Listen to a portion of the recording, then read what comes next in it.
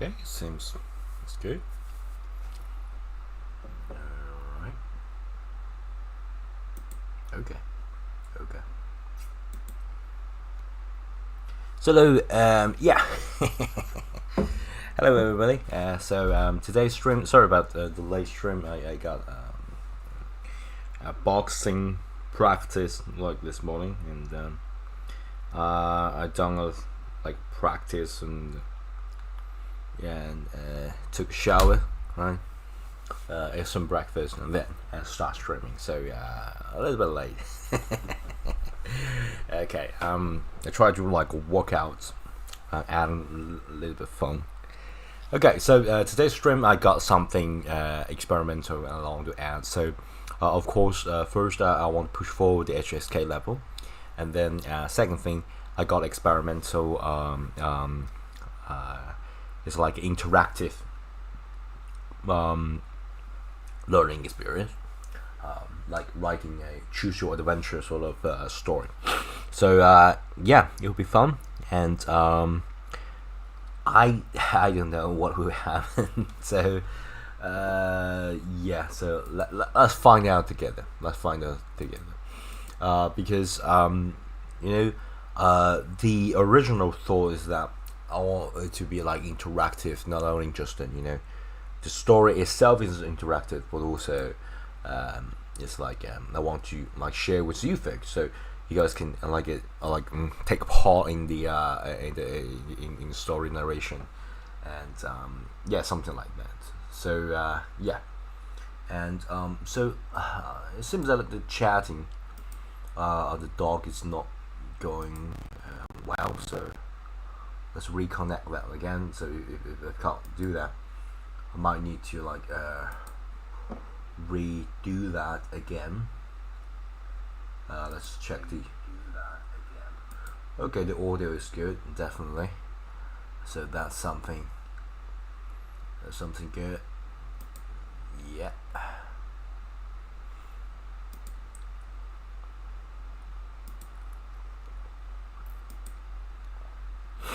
Yeah. So hopefully everything is fine, and we can start our streaming today. All right. So yeah, the complete bootcamp series I send in the chat, so you can click the link. Right. So let's get started. Sorry, I got a little bit cold. Like I work hard, work out too hard. So yeah,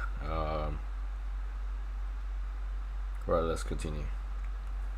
Let's go. Yeah.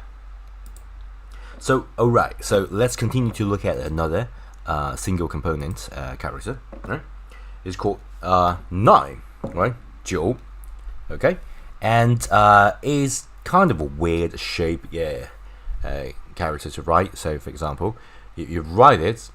I personally like to write this way, but in fact it's not the correct order of things. Okay, so it's this. Okay,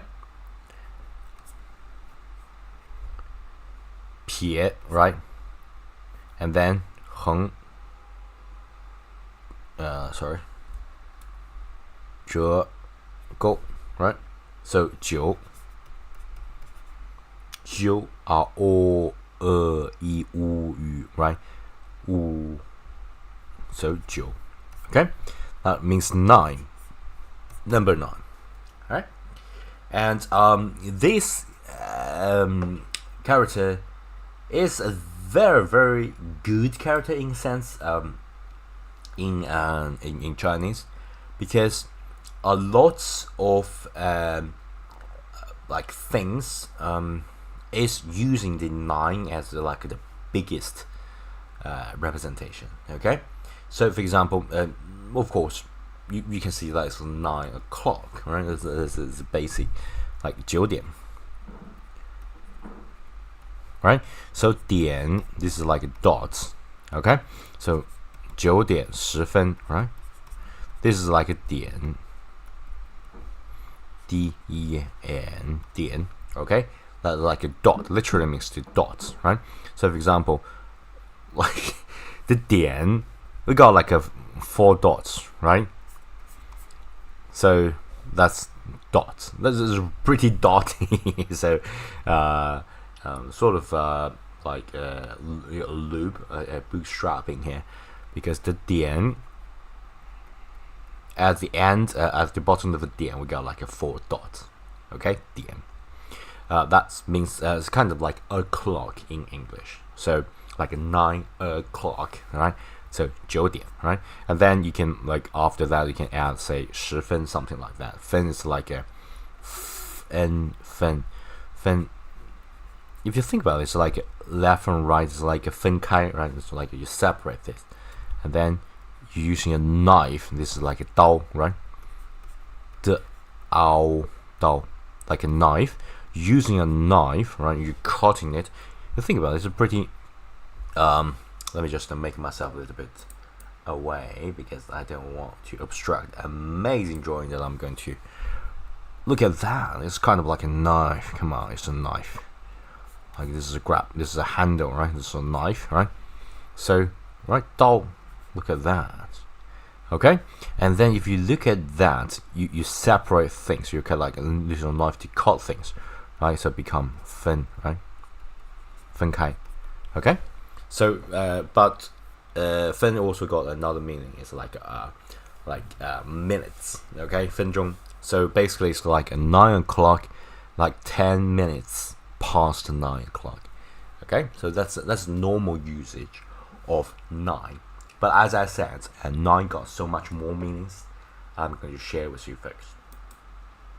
So yeah, let me quickly test the audio quality, because where is the let me hide this a little bit, right? Because I'm going to open my computer. Okay, so yeah, all good. All right, so let's look at the audio. Let's look at day here. So dots, that's right. It's like you set 分开. Okay, so but 分 also got another meaning. It's like that.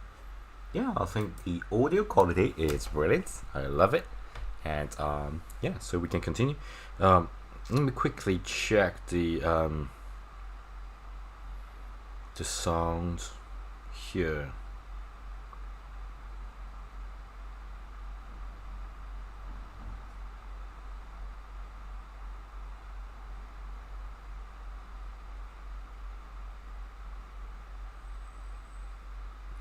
Okay.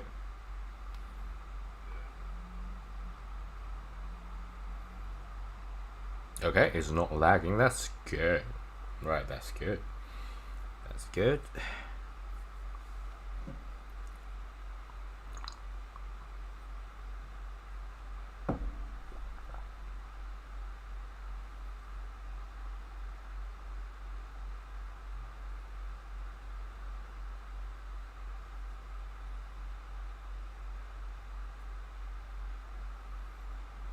I think maybe the bandwidth is not good enough. It's pretty laggy, to be honest. Okay, doesn't really matter. Doesn't really matter, because I think we can continue by making sure that some of the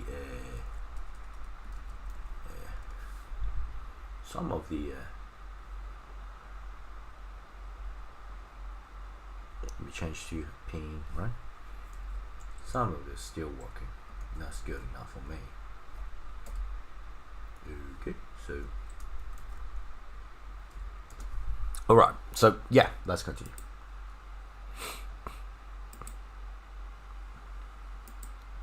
But here's the thing, Joe got more cultural meaning in Chinese, and I want to add this.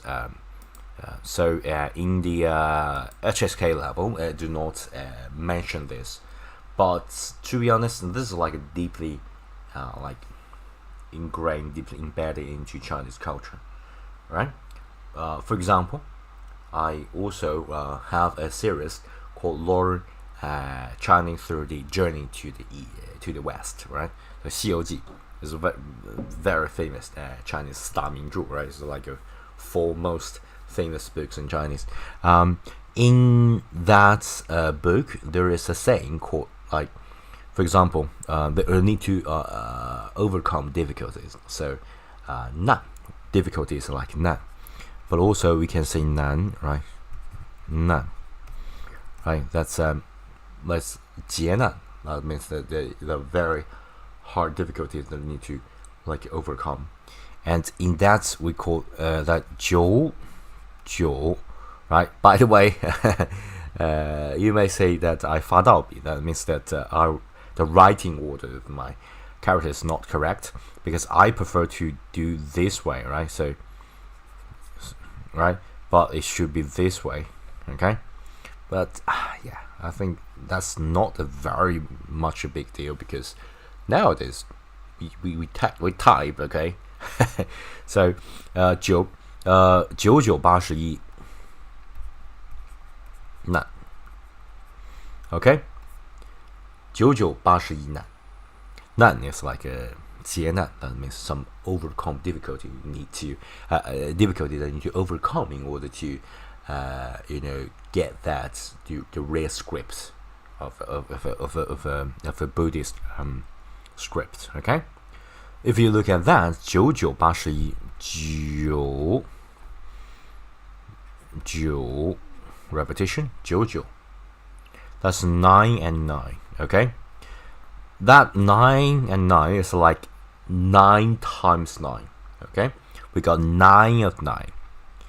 And then we got 81, right? So 81 is a word that represent a number, right? So 8, that's 8. 10, that's 10, right? So 8 times 10, that's 80. So 80, that means 80. Okay, 80, okay, 80. E is 1. You know, we learned this the character at the very, very beginning. So 81, that's E, right? It's 1. So 81, that means 81, okay? And if you think about it, it's 9 times 9 equals to 81. So 9981. Okay? Why they choose the number 9? Because it's all embedded into the cultural meanings. Because that makes it long, right? Long standing. Reason why? Because this 9, okay, I prefer write this way. Of course, you can write this way. Doesn't really matter. This is 9, right? The pronunciation is called 9. But in Chinese, there's a very similar character in Chinese that got exact same pronunciation, right? So 9. Okay? This is also called 9. Exactly the same pronunciation. Exactly the same. But only the writing, the character is a little bit different. We call that 谐音, right? 谐音 谐音 okay? 谐音 谐 means similar. 音 is the pronunciation. It's like the sound. So 谐音 literally means the same pronunciation, same sound. Okay? So for 9, this is like a long standing. Okay? So 9 is 9的谐音, right? 9是9的谐音. That means the 9 is the long-lasting similar pronunciation. Okay? So that means pretty long. So 9981, that's just some like a romanized way of saying that it's a long difficulties. You're coming through a lot of difficulties. Okay? So that's the sort of the cultural background to it. Okay? And because of this, the emperor, like long time ago, the emperor, we call that 皇帝, right?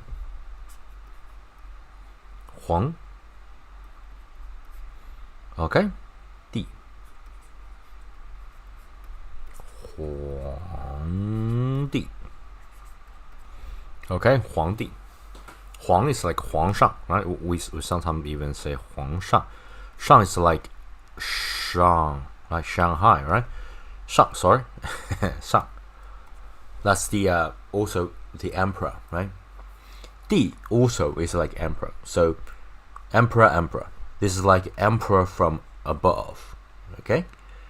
So it's like 尊称 because you make that 上面, right? That means the person from upper. Right? So like just a respectable way of saying that. Right?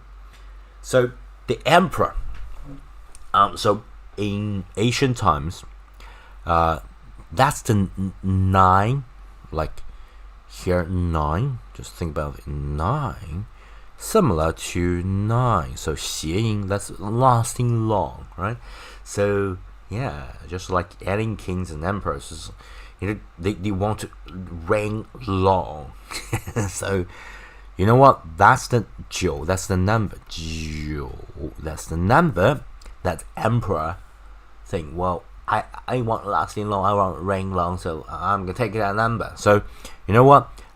We also call that say emperor like 9之尊. Sorry, I just didn't. I haven't write for a pretty long time. I kind of don't know how to write 尊. Okay, so sorry about that. 9之尊. Okay, 9之尊. Okay, 9之尊. Okay, 9之尊. We got like 9. Okay, so yeah, that means that is the 尊 is like 尊敬. So 9之尊 is like the longest respected person, right? 9之尊. Okay, 9之尊. And especially 9 and 5. This is coming from 易经, right? So that's the 最高, like the most 最高位, right?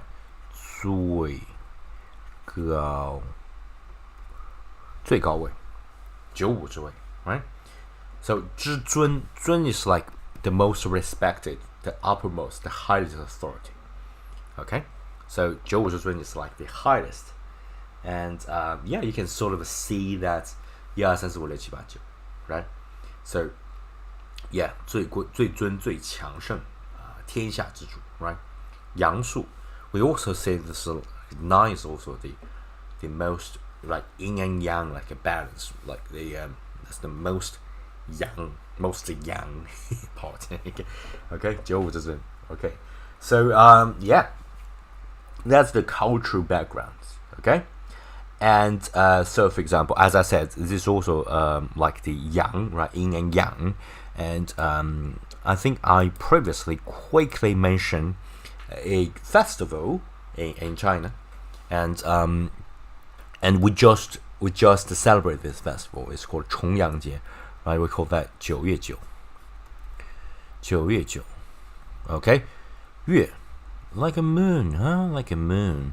So 月 means the month. Sorry.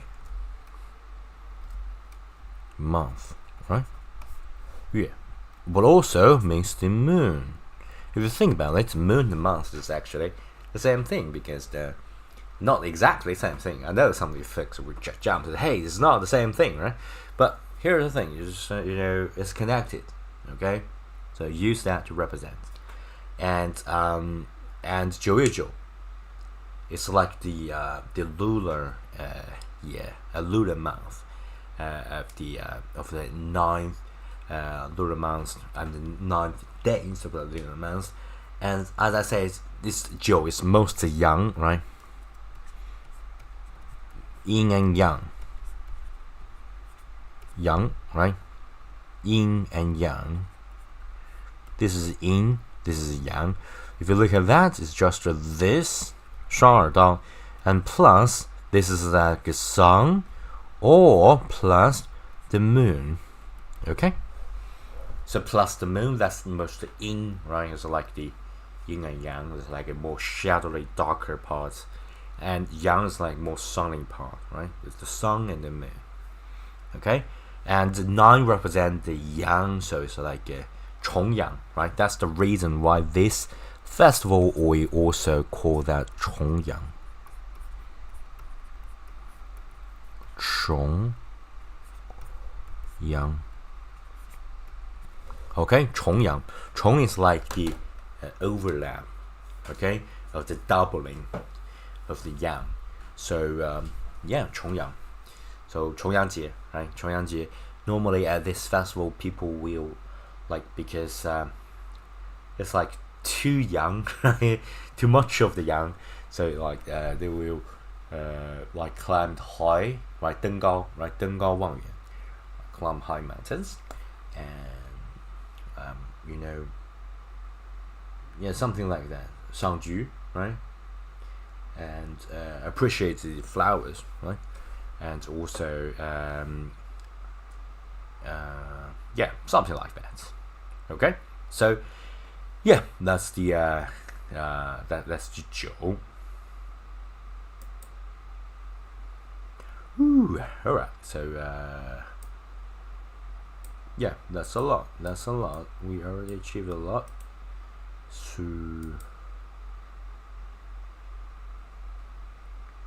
yeah, that's one single components character 9 down. Alright, so yeah, we can continue. Character in Chinese that got the exact same pronunciation, right?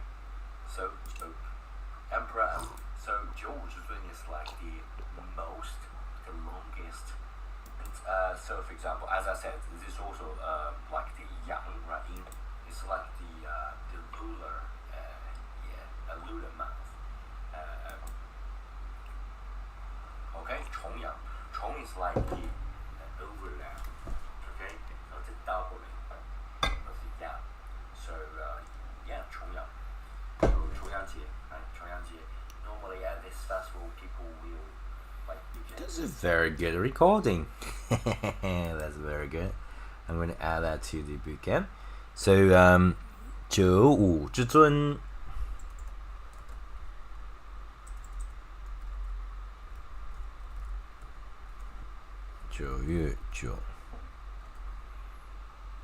Okay, yin and yang. That's pretty good. So another simple component, a single component character down. 9, 9. Alright, so yeah.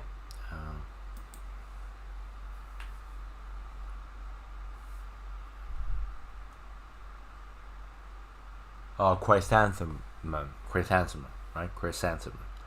Yeah, chrysanthemum. It's like appreciate chrysanthemum. That's the word. Yeah. All right. So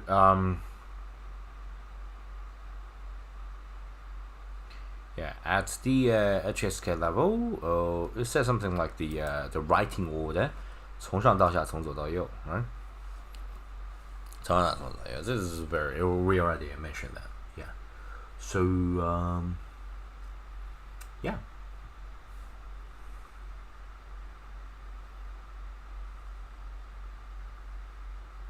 Yeah, I think we can push forward to the 课文5. Right, 他女儿今年23岁. Her daughter is 20 years old. This year. 几? I think we already covered 几. Why is it like a repetition here? Like 几岁, right? Yeah, we already covered that. Is it good design? 疑问单词几, right? 几口人? 10以下. Yeah, we already covered that. 了. Yeah, we're going to omit the G because we already covered that. So it's kind of like a redundancy. Okay? So we are going to continue the text and then the after. text supplement material. Okay. All right. So let's continue. Oh my gosh, I do supplement tons of things. So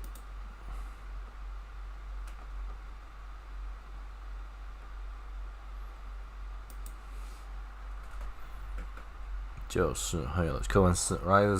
It's 课文5 now. Alright, so 课文5. Let me just gently duplicate it by making a new slide of title content. 课文5. Alright, so let's continue 课文5, right? So yeah, we finally get the like a synchronization of our progress as well as the HSA curriculums.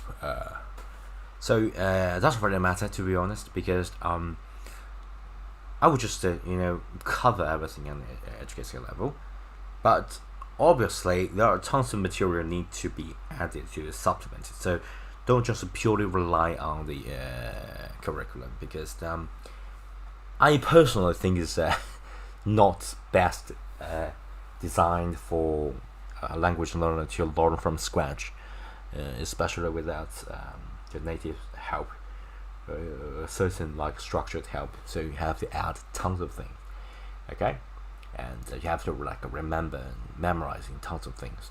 I think that's the common like shortcomings of using the curriculum like this to learn a language, because it's just a lacking of the original input, and basically it's not like a learn a language in a more native way, more natural way. So it's basically like a listing out all these grammatical points, okay, and see like a checklist that say, hey, this good, this good, this good, which did not explain much, adding tons of jargon which itself need explaining. Alright, so yeah, but don't worry, you got me. Okay, so yeah, 课文5，他女儿今年23岁 right? So let me type a little bit. Okay, 他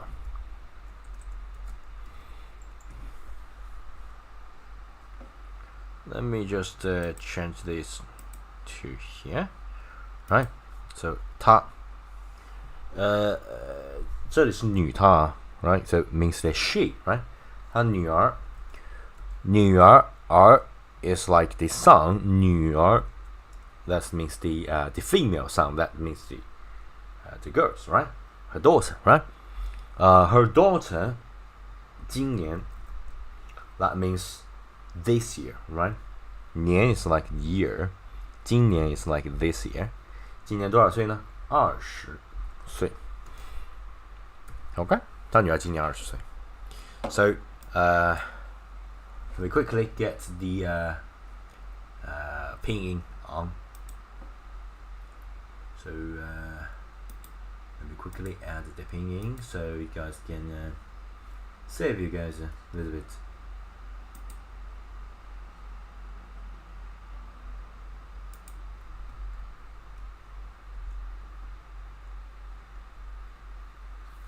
Save you guys a little bit, yeah.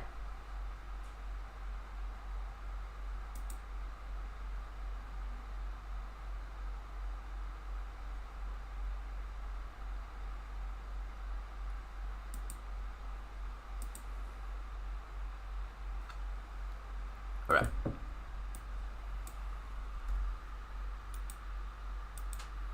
Okay, so let me add the pinyin automatically.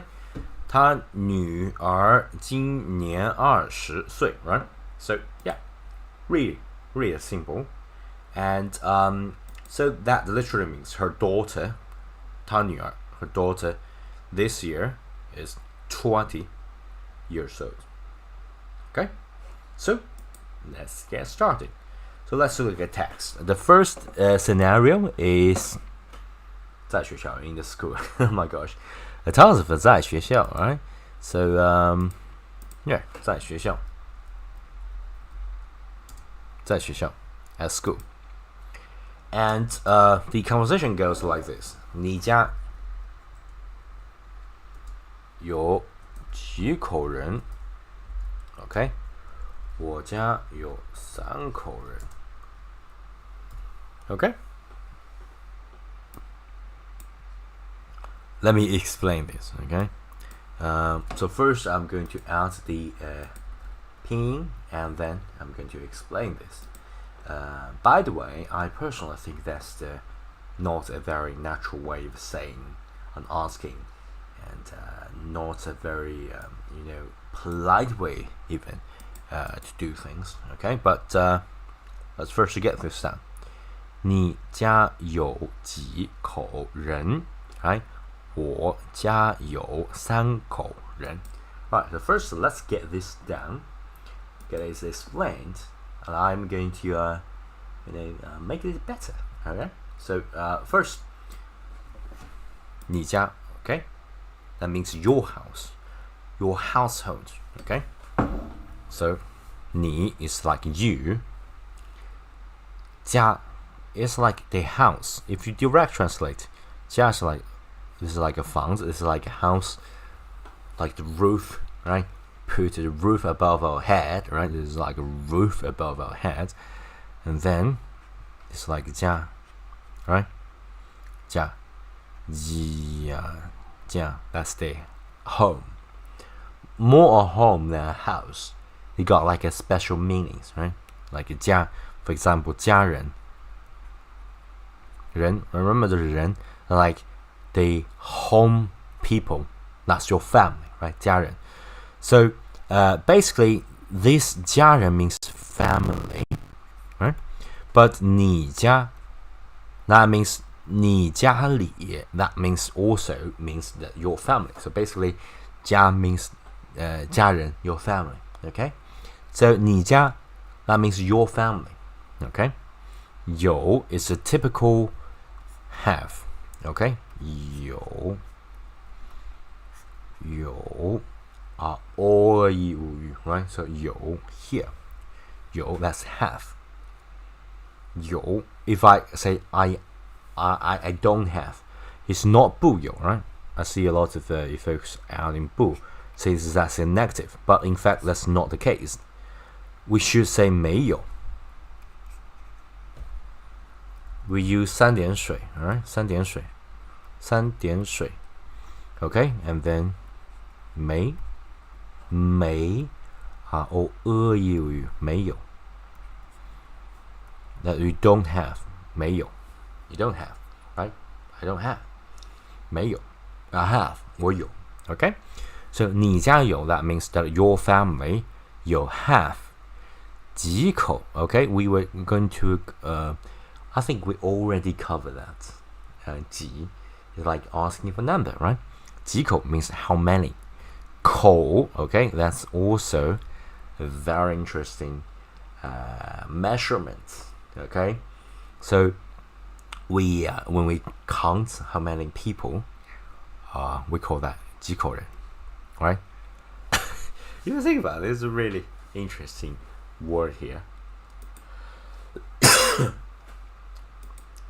right it's a really interesting word because like one person got one mouse right the 口 means mouse so it become a measurement word for how many people right 几口人 一口人 两口人 三口人 right that means that how using mouse to count people if you think about this it's a very innovative way of counting things and it's like as I said like different language is like a different way of thinking right if you think about it it's actually using the mouse to count and if you think about it it's like one more people one more mouse to feed right if you think about the expressions in different cultures you can actually see why they use the 口 as the measurement 口 right another mouse to feed another mouse to talk okay we exist because we use our mouse to like a vibration of the of the air. We compress and decompress the air. We use that vibration, a very inefficient way to convey our thoughts. That's just briefly exist in this world, in this like a mushy thing inside of the skull, right? We count that by using mouse. Okay, so 几口人 oh my gosh, that's a little bit deep and dark and philosophical. Alright, so let's continue. Alright, 你家有几口人？人 is like just a people, right? Person. How many family members? How many people are there in your family? Huh? And then you answer this question, 我家, that means my family, right? 你 and 我. 你 means you and 我 means me, right? My. So 我, sorry. 我家, that's my house. 有 have 三口人. Okay? 三, 1, 2, 3. 三口, that means they got like 一个口, 两个口, 三个口. If you think about it, it's like 三口人. Okay? So yeah, you can sort of use that.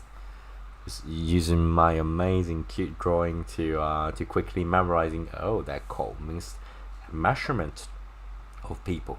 Okay? So 三口人. Right.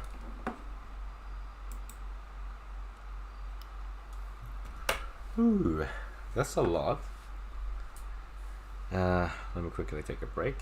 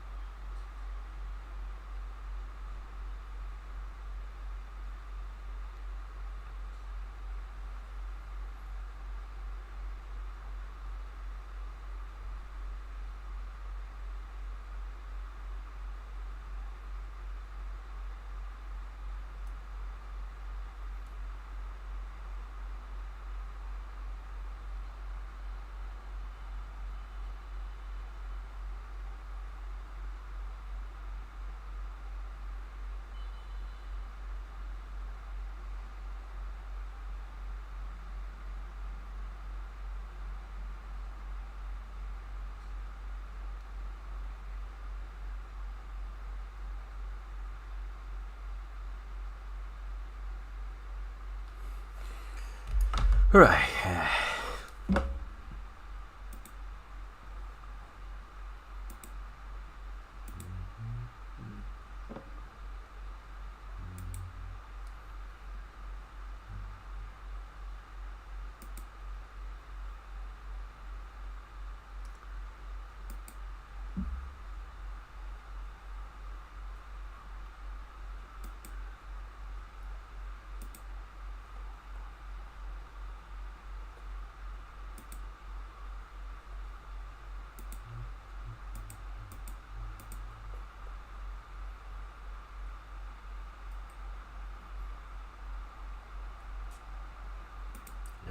So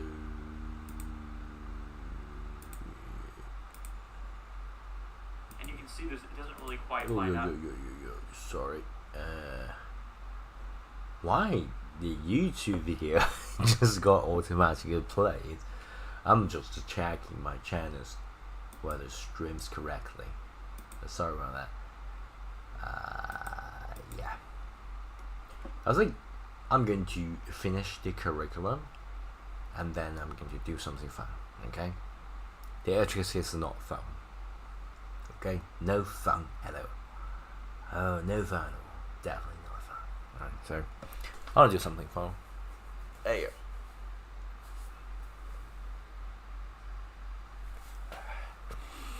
I just finished the boxing matches. Pretty tiring experience. But I realized when I doing this like boxing training, like the muscle of the neck and the shoulders that got really good workouts, and the back got really sore. Really good exercise. I highly recommend it. Right. So let's continue. So 在学校, right?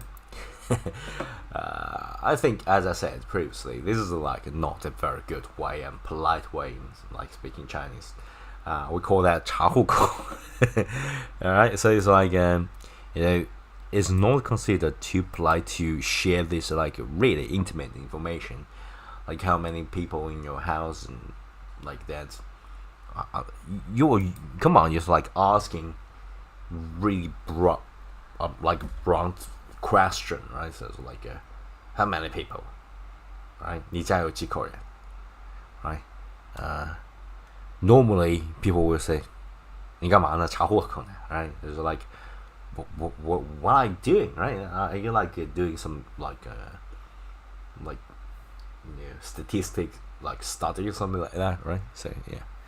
So we sometimes use like a subtle question, like ask whether you got like siblings. I got some brothers or sisters, something like that, right? So sort of infer that rather than doing this 你家有几口人. But hey, we're learning Chinese, so that doesn't really matter at this point, right? So the second scenario is in the office, right? So yeah, come on, we're getting some like a business Chinese here. So 在办公室, okay, 办公室. So this is a very interesting one. Huh? 在 is like at a certain place. 办公室, 室 is like a room, okay?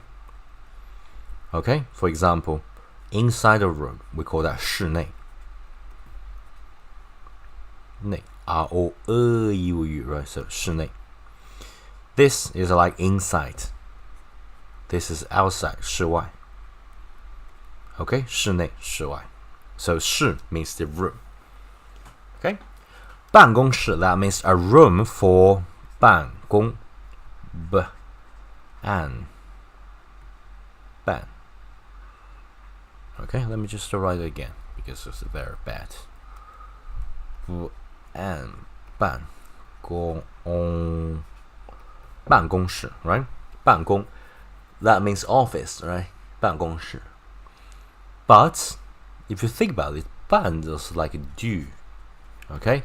So for example, like 办案.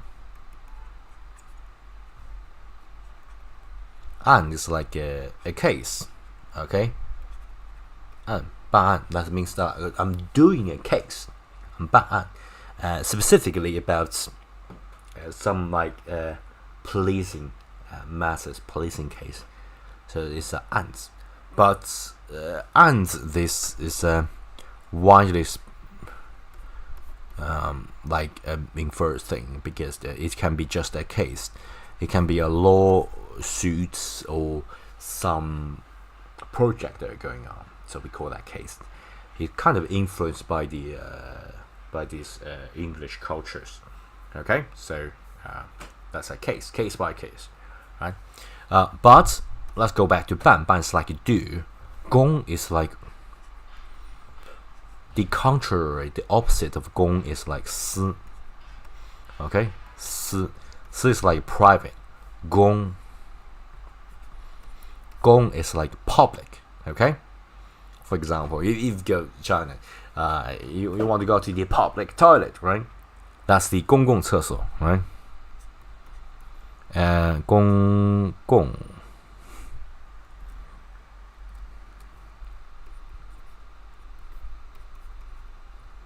Okay, I don't know how to write it. So, okay. 公共厕所. Okay, 公共厕所. That means the public toilet. Okay? Alright. So, yeah. And so 公 is like the public. So 办公 that's like you're doing something for the public. Okay? So that's the like the public can also mean the company, not just like a public service. It can just be like a 公家的事, right? That means the public thing, the company thing, the public service thing, right? So 办公室 that means the office, that you're doing the public stuff, not your private stuff. Okay, 在办公室, right? And in the office. So what did they, what did they like conversation in the office, right? So 在办公室 let's just quickly look at the conversation that's going on, right? 在办公室，在办公室，你女儿几岁了 ？Which is definitely not something that they talk during the office hour, right? If they're on the clock, or if they're like during some office hour, and they do that, they're definitely not into business while doing this. It's just some like gossip, some like office break, hour checks, chat, something like that, right? 你 that's you. 女儿 is like daughter. 几岁了 几 remember we saw that again, right? It was just asking for a specific small number, right? 几个几岁 right? So 几岁 that 岁 is like years old, right?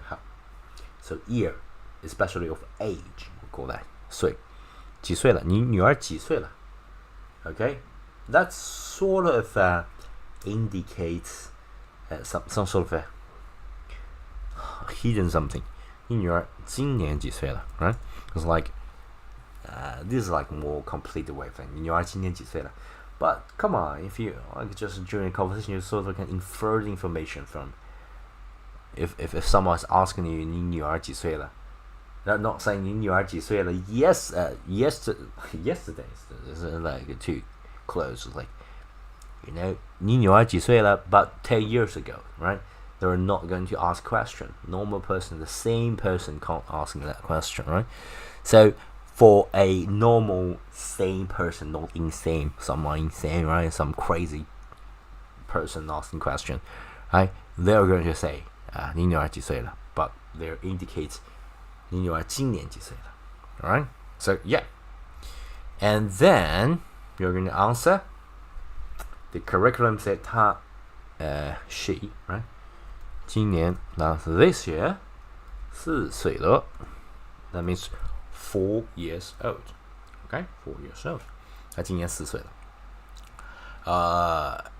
今年 remember, even though you can ask or omit 今年 that this year 今 is like this, right? Now 今天 right? This day, right? 今年 that means this year, right?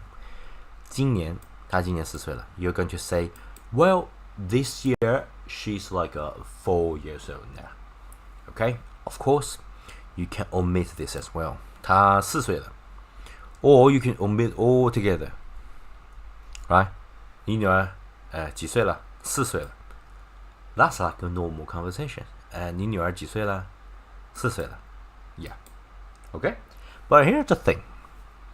You can actually see 了 Okay, we're going to talk about this later extensively in the extracurriculum supplement material. but I want to quickly add it here. The, right? 轻声. Okay. That, okay. Let me quickly get this automatically pinyin, and I want to quickly see that whether AI or whatever tool that's right nowadays can sort of find out that this le, whether we need to pronounce this out. Okay, yeah, that's pretty good. That's pretty good. Let me just give you the pinyin here. Okay. 你女儿今年几岁了？她今年4岁了。Okay, you can see this le is 轻声. You do not need to stress it, right? So why do we need this le at the end of the sentence? 几岁了？4岁了。Okay.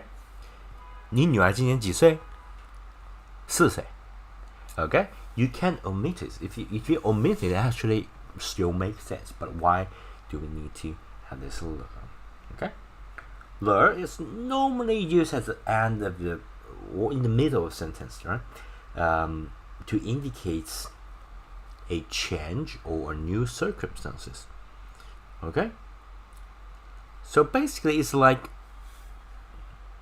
I'm explaining this new circumstances, or there is a change, like change all these years, and then change to this years old. Okay, something like that. So it's a really subtle. I think it's really subtle. Like 多大了？多少岁了？ Right? You can omit it. It still makes sense, but adding that just makes things run smoothly. Okay, you just need to know that, and just to remember to add it. Just to remember when you input all this first time, it's just to connect it. So every time you use it, without go through your brain, because for this specific tiny little bit detail in language, it's pretty hard to explain it in a grammatical point of view. So my recommendation is that when you first put it into your mind, and when you practice, you just add it. You just add it so it become a integral part. When you say 你女儿几岁, you will not say 女儿几岁, but rather 你女儿今年几岁了？4岁了. You just say that, okay? So when you learn this, you think this or treat this as an integral part, then that's the way how you sort of feel that language. So every time you just say, hey, that's just feels correct, feels right. Okay? So that's the 在 office. Right? So 在办公室.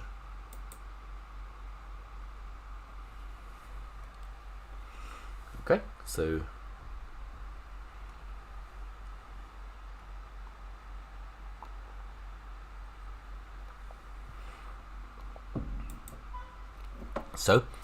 yeah, 在办公室.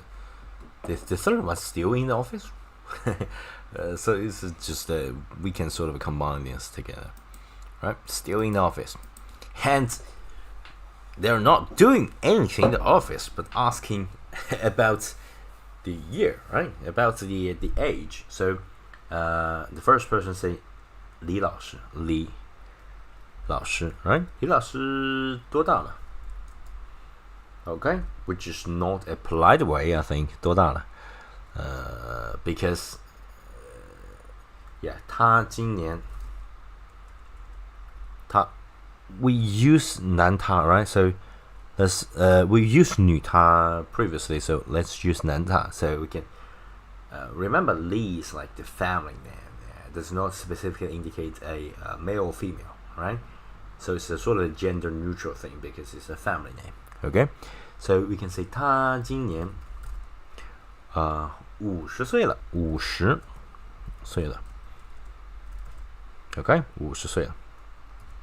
Okay, 他 we talk about 女儿, right? So previously in the HSK curriculum, it's saying 女儿. So I'm going to like term it switch it a little bit so you guys can practice a lot of different thing, alright? So 他男他 instead of 女他 right? 他女儿他儿子 right? 他儿子呢 and then you can say 他儿子今年20岁了 okay? 今年20岁 you can add the or 50岁他今年20岁了 yeah, you can add this, doesn't really matter, okay? In the curriculum do not have a 了他女儿今年20岁 without adding 了 but I think adding 了 also make it more natural. Okay, so I'm going to just add a little bit of variations and add it so it's guys can experience something different from the curriculum, right? So yeah, let me just get the pinyin out. Okay, so wait a bit, still waiting for all this pinyin being added to here. So yeah, first let me quickly add the pronunciation here, right? 李老师多大了 right? 他今年50岁了 right? Remember 了轻声。他儿子呢 呢 right? 这是疑问句啊。他儿子呢？他儿子今年20岁了 okay? So yeah, basically you just keep asking questions about the age, right? So look at that. Li is a typical family name, right? So Li, 赵钱孙李 right? 木子李 Sometimes if you ask 我姓李这个they will add a more explanations of how to write that because Chinese characters is hard, right? Hard to write. So 木子李 mu, that means mu, right? That's mu. Mu means the tree, right? 子 木子 子 is like the kids, right? The children, the son, or specifically. So 木子李 that's 木 and 子 Remember 从上到下 right? 从左到右 that's the order of writing characters, right? So 木子李 that's a family name. 李 so 姓李 okay? So 姓李 that means the family name 姓 is the family name of 李姓李我姓李 that means my family name is Li, okay? 老师 Lao is old, Shi is like teacher, old teacher, master okay, but it's not have nothing to do about it old. 老师 just a teacher. I said that multiple times, right? 多大了 how old? 多 if you think about this 多 means a lot, right? 多 okay, means like a degree, right? 很多啊 right? 多大了 If you think about it, 很多 means a lot, right? But 多大了 is like how old? Okay, so yeah, 多大了 大 is like how big it is. But here's the thing. 多大了 is not like how big, but how old. So you can sort of see this logic behind using 大 as old, right? 小孩 right? Small kid. They gradually grow up, right? If you think about English, they grow up because like they're getting higher. But they are not only just getting higher, they're getting bigger, right? So 大 the kids just become bigger. That's when they grow up. Okay? But we grow to a certain age and we keep growing.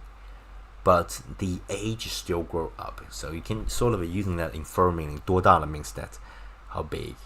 That's how old. Okay, how old for you. Okay? And then 他今年 that means he this year 今年 right 50 that means 5 is like 5 okay 5 10 is like 10, right? So 50, that means 5 times 10. Okay, I'm going to move myself a little bit. Okay, 5 times 10, 50, 50 岁, that means 50 years old, right? And 他儿子呢? What about his son? 那 also indication, what about his son, right? What about his son? 他儿子 his son 今年 this year, right? 今 is right now, this year 20岁 20, right? 2 times 10, right? Times 10 20岁 岁 is like years. Look, a state, a change, right? So a situation, a change. So yeah, if you think about this, all this is just asking for a number of people in the family, asking the age and all that. Okay, so nothing too fancy, and yeah, basically that's asking age, and that's all about the curriculum 5. Okay. Ooh, oh my gosh. I'm getting a little bit tired, so I don't think I'm at my best state now, so I'm still wondering if I should continue to do a little bit about the experimental stuff.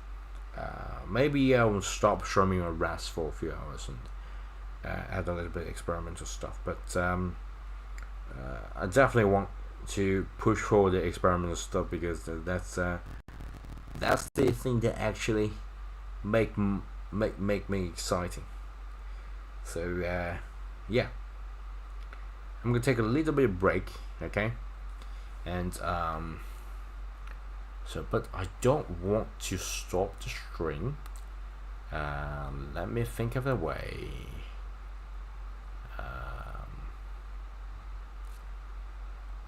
Okay, what about this? Okay, what about this?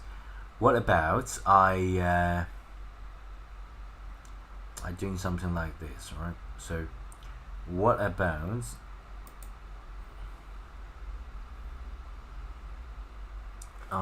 I do not stop the stream, but rather I play you folks some of the thing that's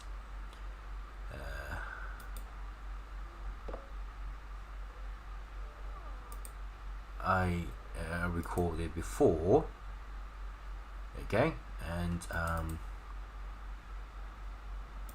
so when I'm done resting, we can continue, okay. Let me think about that.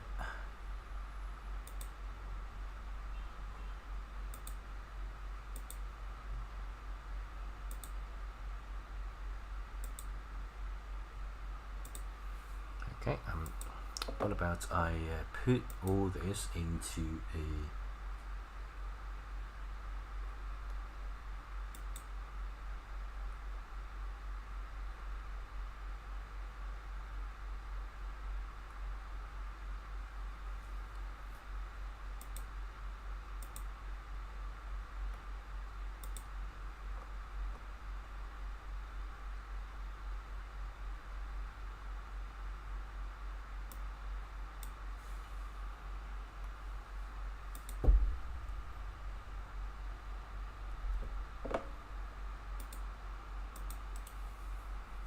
Alright, what about this? And then further doing here, journey to the west.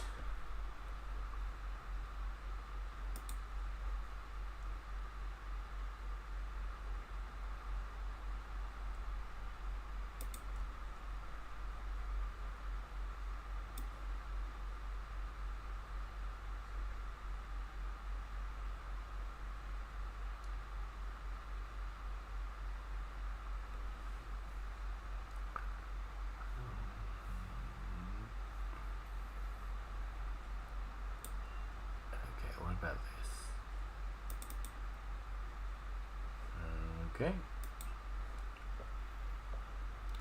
What about I got this? I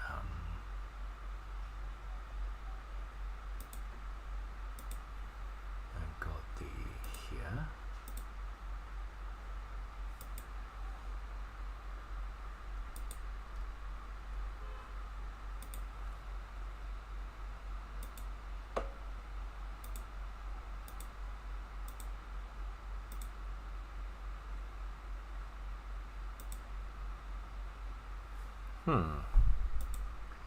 Let me think. What about I got the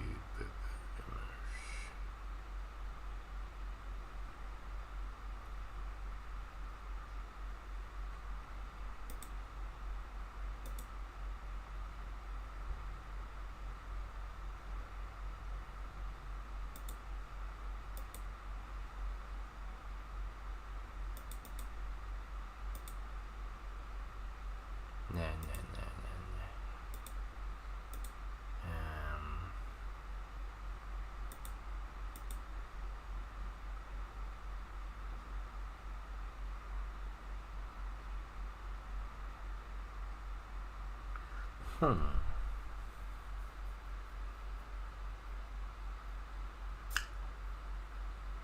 Wait.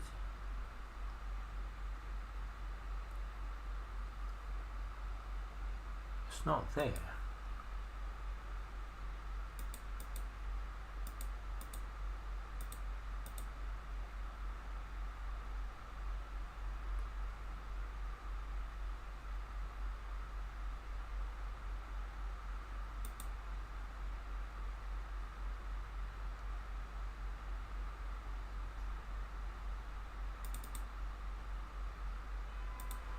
Hello everybody. So today we're starting a journey that, every Chinese kid grows up with. It's a journey to the West. In Chinese, it's called 西游记. It's a magical.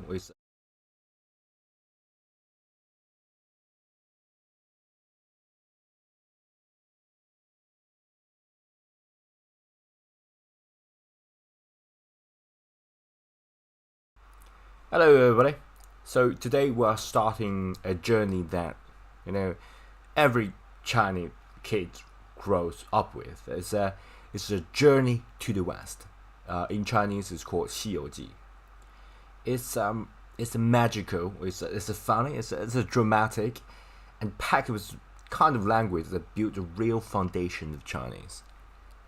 And there are countless adaptations based on this theme. And so, for example, the Black Miss Wukong and lots of anime actually based on the adaptation of a journey to the West. So I think it's a good place to start learning and explore the great or real foundation of Chinese. And if you want to learn Chinese the way that the native speakers feel it, this is one of the best doors that you can walk through. Okay?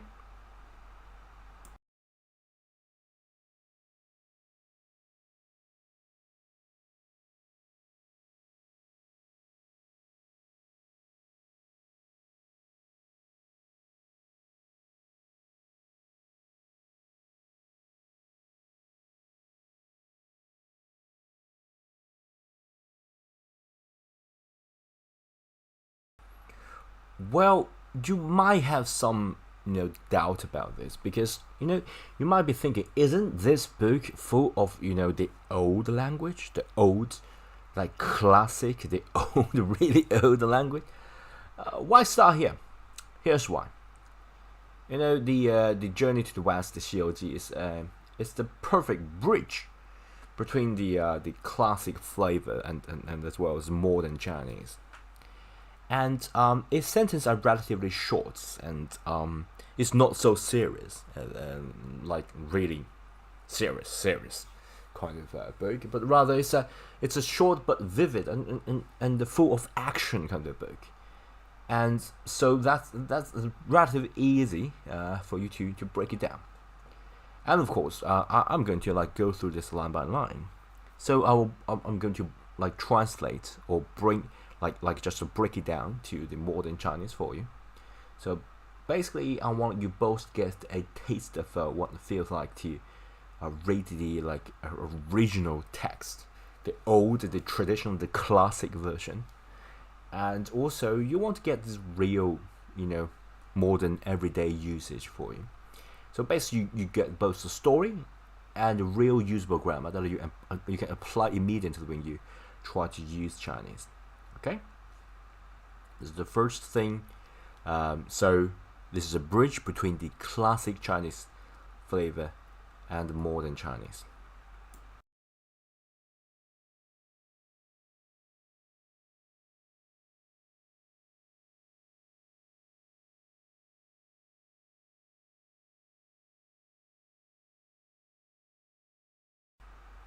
The second thing is that this book has tons of like vocabulary, and the vocabulary is really really rich, and you can like increase the characters, the expressions that you learn in Chinese.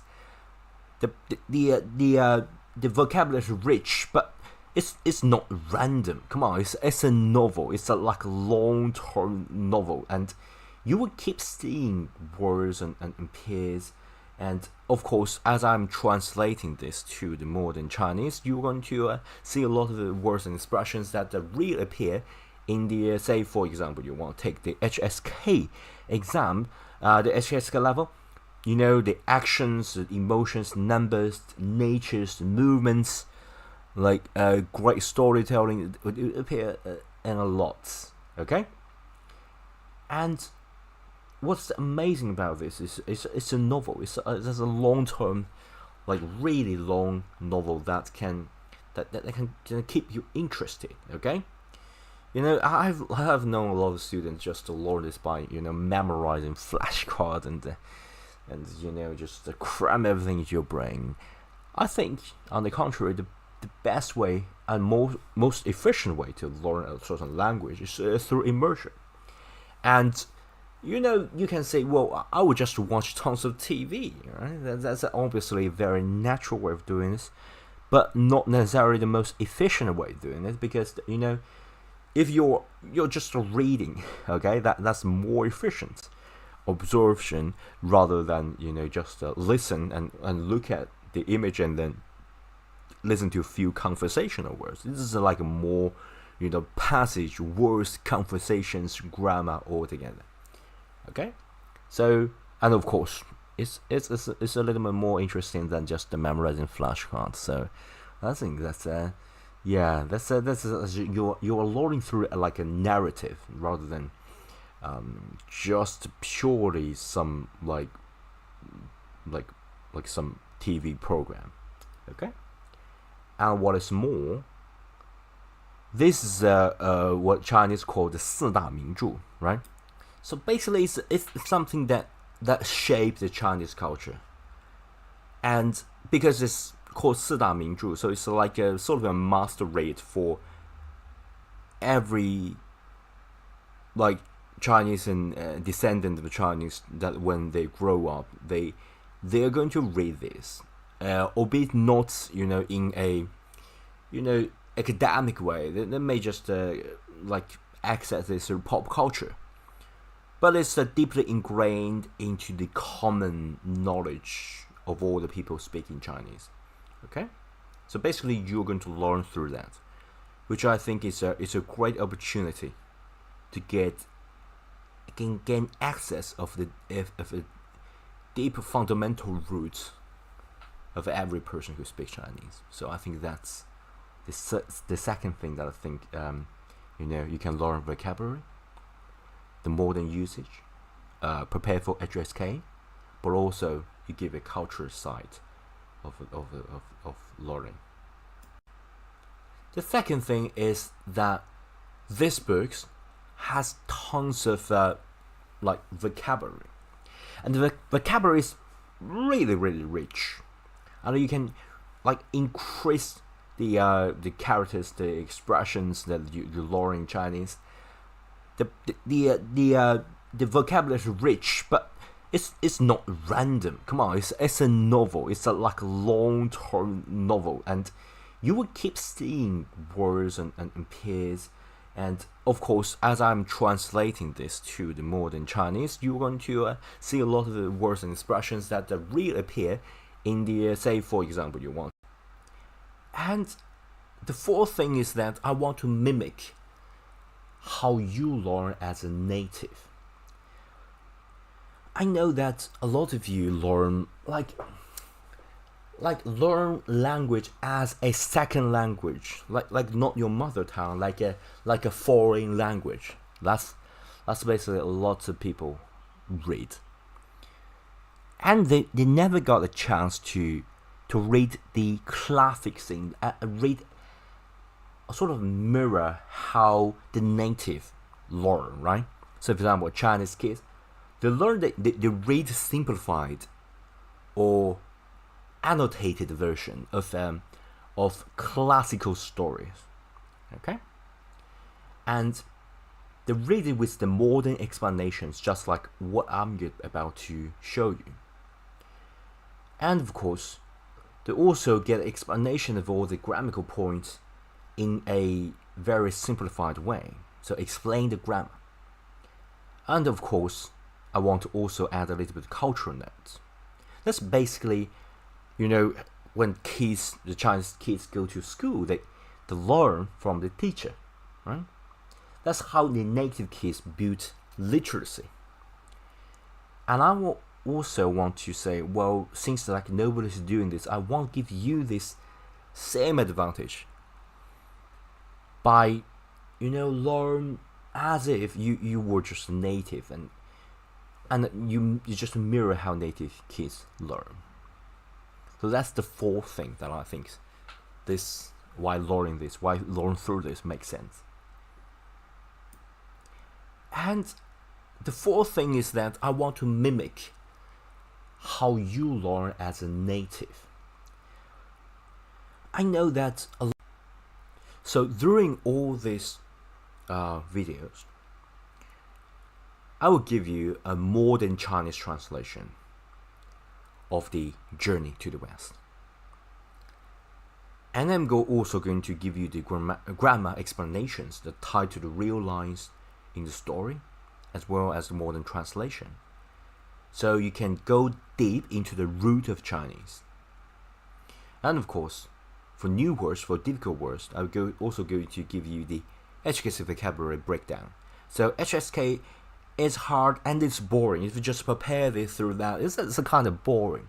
But through novel, through the classic and interesting novel, it can be interesting, can be absorbing, it can even be addictive, hopefully.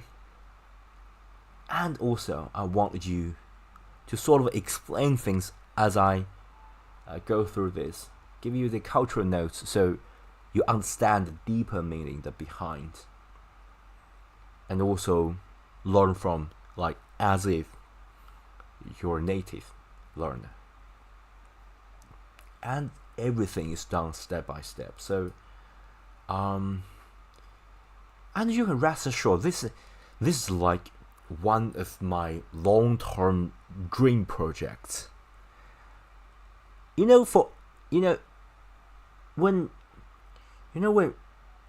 is it have it ever happened to you that when at a specific moment in your life you realize that life is limited, you want to leave something behind, okay?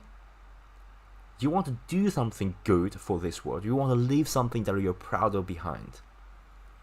And you can rest assured this is like a long-term project that I try to do, and I try to leave something behind. So welcome to this learn Chinese through the journey to the West.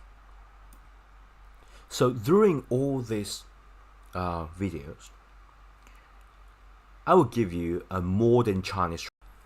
Alright, so let's continue. 第一回 right? 第一回灵根孕育源流出，心性修持大道生。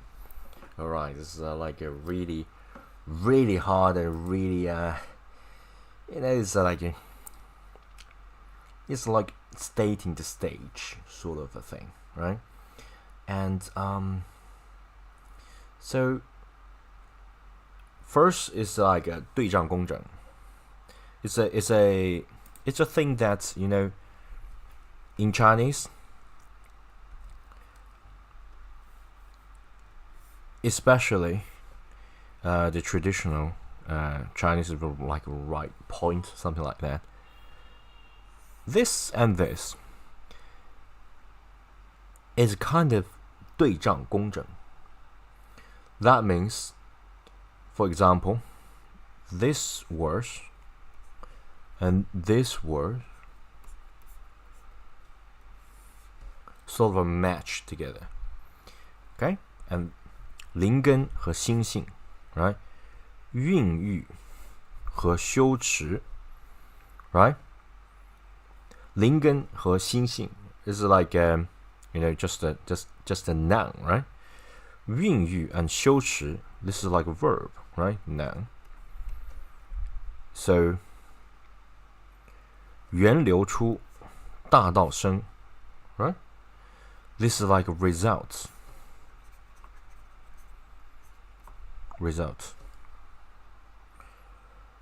So yes, it's like everything matching together. This is like a really that means that's a very good literature. Okay? So 灵根 okay. 灵妙的根本 OK 灵妙的根本在孕育出生法。那心性修持，人的心性。You got a lot of omission here, right? It's like 什么的灵根，是不是啊 ？What 灵根 ，right? 心性，什么的心性呢？心性一般是讲人的心性，是吧？心性修持，大道生，人的心性开始修炼，大道因此而生成。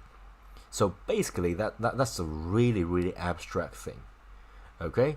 Even sort of philosophical about this, okay? For example, the 灵根大道等等. This is like kind of like a 道家 Taoism, the view of the world 世界观.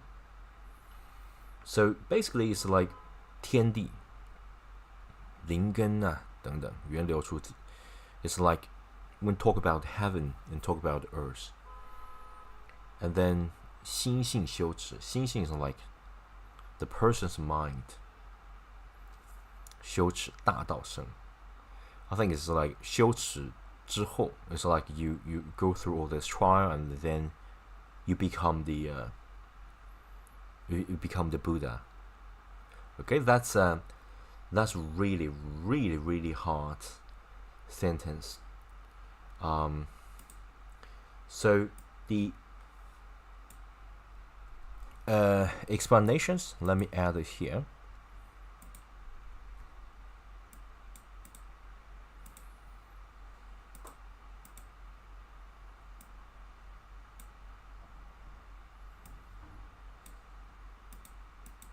Okay, can I just make it bigger?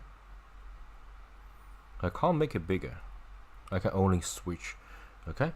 What about I add this pin first, and then I'm going to explain it. Okay. So 第一回灵根孕育源流出心性修持大道生. This is like traditional Chinese, okay, classic version. But it's so hard to understand, so I give you a modern version, okay? So 林根，说起来有点玄乎啊 ，it's like too mystical about it。林根韵语，现代汉语是宇宙的根源 ，right？ 宇宙 is like a universe, right? The cosmos. 宇宙的根源 that's like English cosmos 根源 right? So cosmos or universe. Let me use cosmos just to make it like a really mystic about it, alright? Cosmos 根源根 is like the tree's root, right? 根源also means like the flow of water, right? Look at this 三点水 right? Flow of water 的源头 right? It's like a stream, right? And we got like a source of that. So 根源 so both of it have inferred meanings like the source, okay? Like origin, the root, the cause. 宇宙的根源灵根 right? It's like some spiritual, if you're using the classic Chinese, so like a spiritual root. 宇宙的根源孕育源流处正在酝酿正在 that means that like it's doing something, right? 宇宙的根源正在酝酿酝酿 it's like a ferment, it's like alcohol, it's like you got like a put it in a barrel and then you try to ferment it, right? You add a little bit of sauce and into this barrel. 酝酿 ferments. But we can also use the inferred meaning is that something is brewing, right? I still remember like programming there is like a brewing store, like you're brewing something. So yeah, I got like inferred meaning brewing, right? Like moreover. So the cosmos root is like a brewing right now. 宇宙的根源正在酝酿万物。If you look at here, 源流处 right? 万物从这里展开 Okay? 万物从这里展开 is like all things 万物 Basically 物 is like a 物体嘛人物事物动物 right? All that means that things, right? 万物 one is like in Chinese 个十百千万 okay? So basically in English that's 10,000 okay? But that's a very big number, so we use 1 to say this is a very big number and that's everything, okay? So 万物 万物 means like everything, all things, all that exist. 从这里展开 I think 从这里展开 is more like 从这里开始啊所有的事情从这里开始展开 is like when you get a book, you open that book 展开 right? 万物从这里展开 But you know you got like a more inferred meaning. It's like unfolds, all these things suddenly unfold. 心性修持大道生心性而当心性开始修炼时真正的大道才在生命中诞生而转折 right? It's like but 当心性开始修炼时first 当心性这个断句稍微有点问题啊以我的为准 right? It's like when 心性 is like when you sort of train yourself and there's like an integral part of you that you need to train, like your heart, like 你的内心，你的性格 right 心性 so basically it's like the it's more about the constitution of a person. When the person like train the constitution, 开始 means begin, 修炼 is like well, 修炼 to be honest, it's kind of you know, when you say you want 修炼, that's that you want to become the god, okay? And it's a common practice. It's not a common practice, but rather it's a common thing for how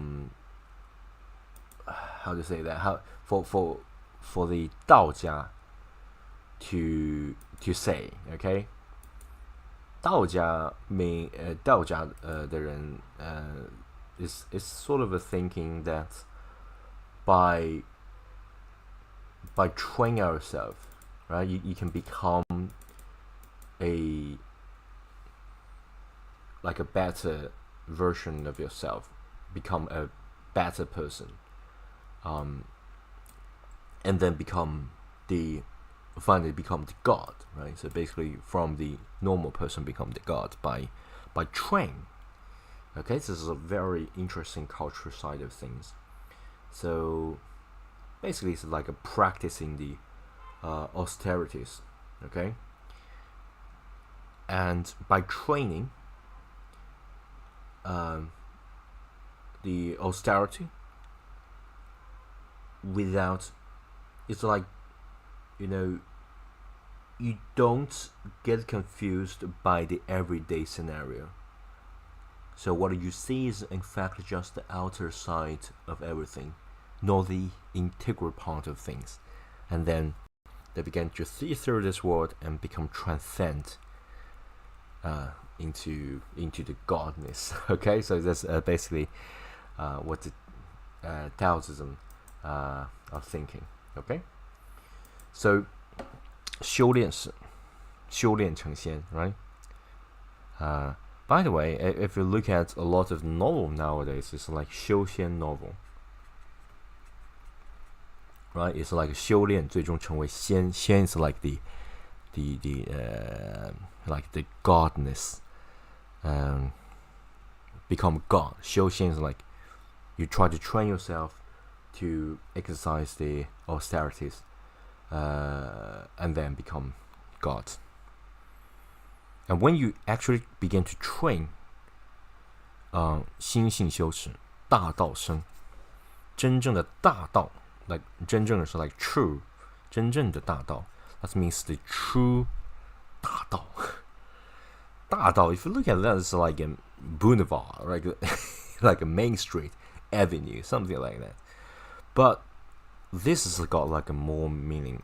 道 is like 道教里面的道啊，道可道非常道 is like the rule of everything.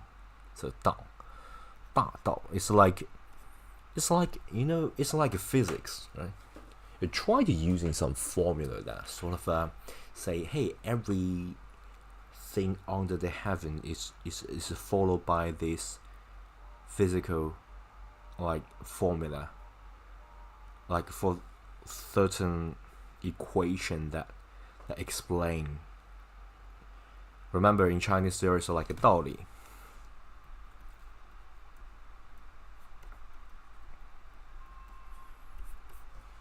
So 大道 is like 大道理, right? It's like one of the reason for this word. So it's like 道家的那种思想啊，真正的大道才在生命中诞生。It's like you understand that 真正的大道才在生命中，生命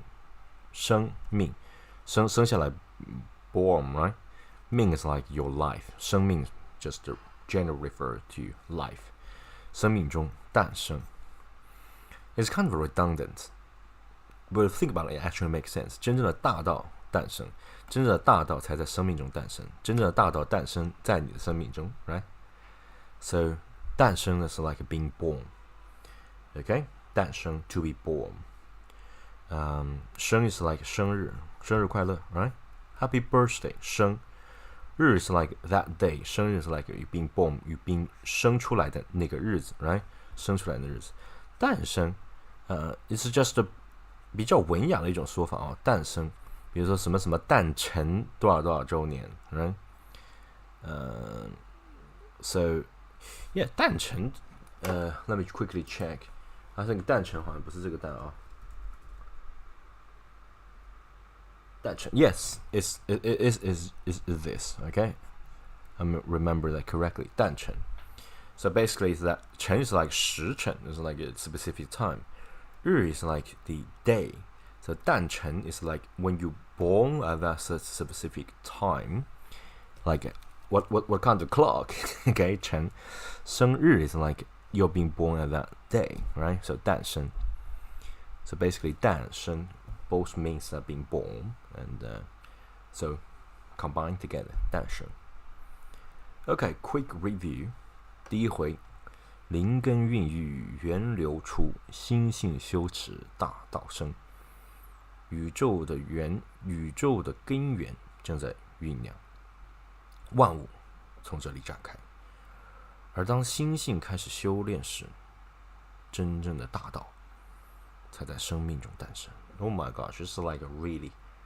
broad language. Yeah, it's very good for telling like a magical story.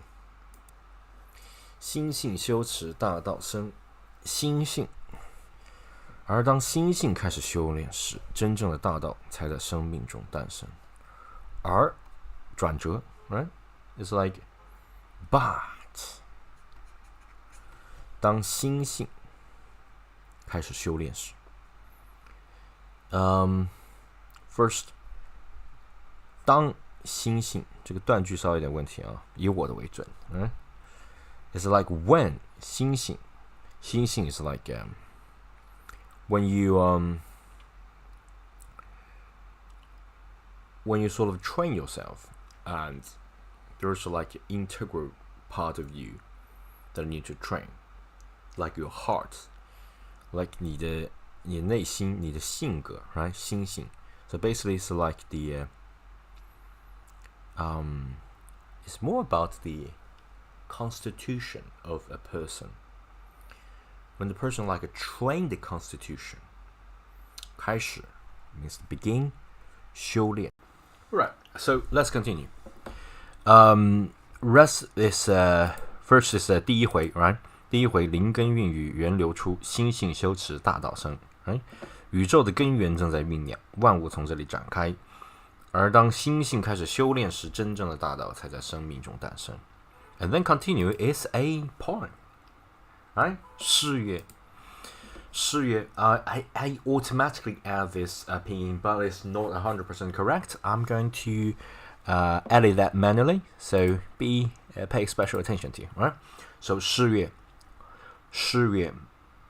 混沌未分天地乱茫茫渺渺无人见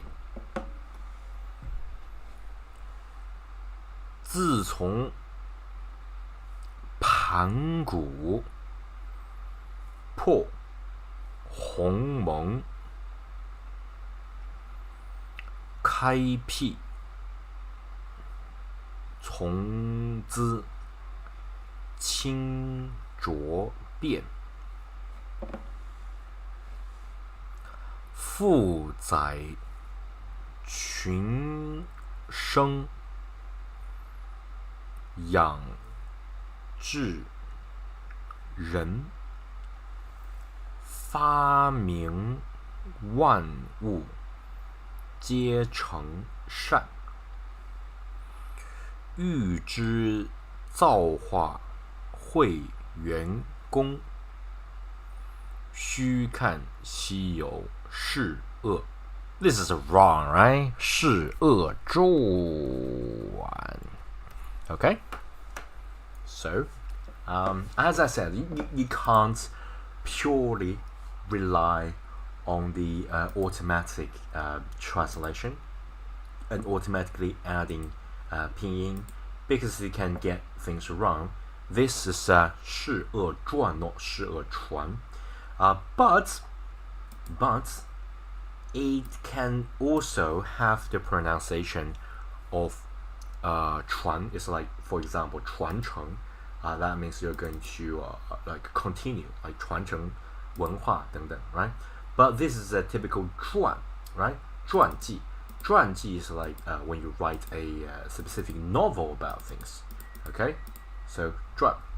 I'm going to write this correctly and then bring it to you. So next time when you see it, first reminds you that this can be wrong, right? This can be wrong. All this automatic addition software can be wrong, and of course you need to know that this got like 2 meanings to it, right? So this is correct version. Okay, 是恶传 not 是恶传, right? 是恶传 this is like a correct version. Okay, and let's explain it. Right, so let's continue. Rest is first is 第一回 right? 第一回灵根孕育源流出心性修持大道生 right? 宇宙的根源 Alright, let's go through this one by one, okay? 诗乐 诗 is like a poem, right? 诗乐 that means 乐 is like speak, 说 but it's kind of like a 日 right? But it's a more flat, so it's like a 乐 this is 日 this is 乐 乐 right? 诗乐 that means there's a poem say 混沌未分天地乱混沌未分混沌未分混沌未分 or 混沌未分 let me quickly check it 混沌 right? 混沌 means like a chaos, right? 混沌未分 is like 混沌未分之际在混沌未分之际 right? Okay, that means at the time, right? 在 right? So at a certain time 在天地未混沌未分way is like not yet, okay? Like 否定分 is like 分开 divided, okay? So 混沌未分混沌 is like yeah, to be honest I think 混沌 is really hard to explain, okay? Like a chaotic like primordial primal chaos, okay? 混沌 so 混沌未分 that means like everything is a chaos, formless mass, like muddled primordial chaos 混沌在混沌未分 that means not yet, 未 is like way, not yet, 分 is like divided. It's everything still in primordial chaos and not divided. Okay, 混沌未分。混沌未分，天地乱。天地乱的话 ，it's like 天与地尚未分开，天和地还没有分开，乱成一片，right? 天和地，天 is like 天 is like the heaven, right? 地 is like the earth. Heaven and earth, the world, right? 乱 is like pretty chaotic, right? Pretty messy. 混沌未分，天地乱。The primal chaos is not yet divided, and everything around world is like 乱成一团 right? Okay, so yeah, 天地乱。茫茫渺渺无人见，茫茫渺渺。茫茫渺渺，茫茫渺渺是 typical 叠字 ，right？ 茫茫渺渺 ，OK？ 叠字，叠字一般作为状态啊，然后形容无边无际。